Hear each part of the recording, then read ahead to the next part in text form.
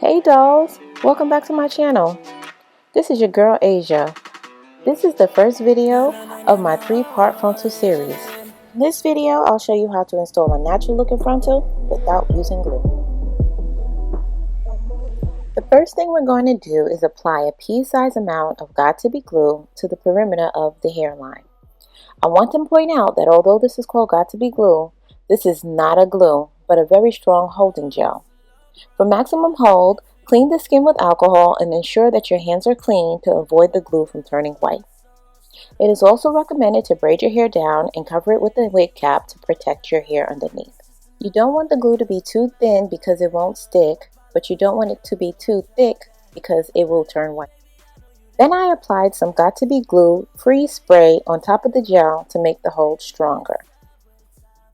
Then you want to blow dry the gel until it becomes tacky to touch, but you don't want it to dry fully. Now it's time to apply the frontal. I sewed 3 combs to the back of the wig cap and an elastic band to the side. This is going to help the wig lay as flat as possible and not just be sitting on top of your head. The best way to apply the wig is from the back to the front. You want to slowly place the lace slightly in front of the glue. Take your time when doing this because the more that you lay the lace down and pick it up, the weaker the glue will become. In case you're wondering why I'm using a blending brush, I apologize. I could not find a comb when it was time to film this video, so I'm using the bootleg alternative right now.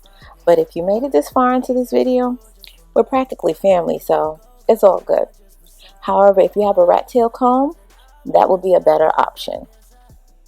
In any event, you want to take the back of the comb or blending brush or whatever you have at your disposal and blend the edges of the wig with the lace and the gel.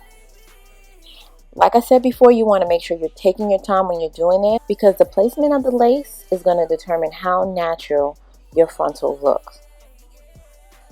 This was my first time making a wig using a 360 frontal, and I made this wig exact to my head size. In the future, I would make it slightly bigger because it was challenging pulling the wig to the front on both sides without the other side lifting up. So be sure to watch the next video in the series where I'll show you how I created and customized this frontal.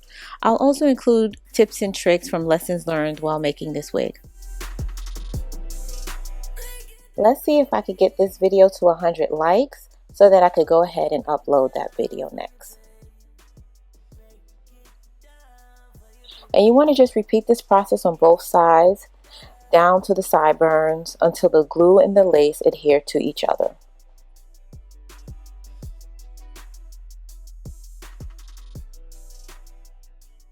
Like I said before, don't rush this process.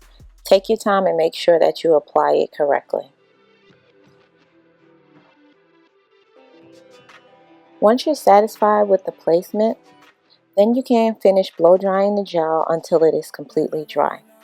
I recommend tying down the edges with a scarf for at least 20 minutes. This will allow the gel and the hair to completely blend into each other and create a natural scalp look.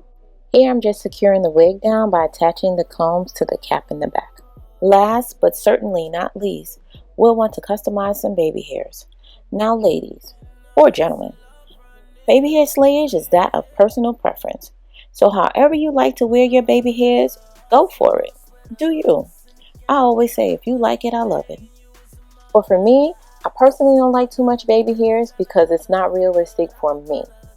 So what I'm doing is I'm taking a spoolie and I'm using my Eco Styler gel and I'm sparingly bringing some of the hair along the perimeter of the lace to the front and swooping it back into the hairline. You want to strategically place baby hairs along the edges of the frontal.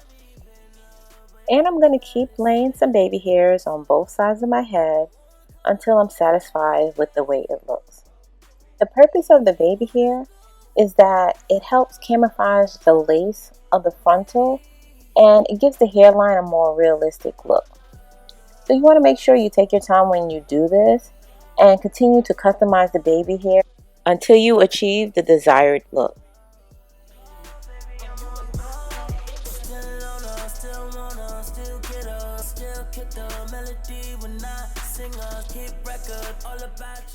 Now I didn't really tend to the back. I'm just showing it for a reference so that you know what the back of a 360 frontal looks like. But if I wanted to wear it up, I would gel it down like I did the front and cut some flyaways along the back to help camouflage the lace.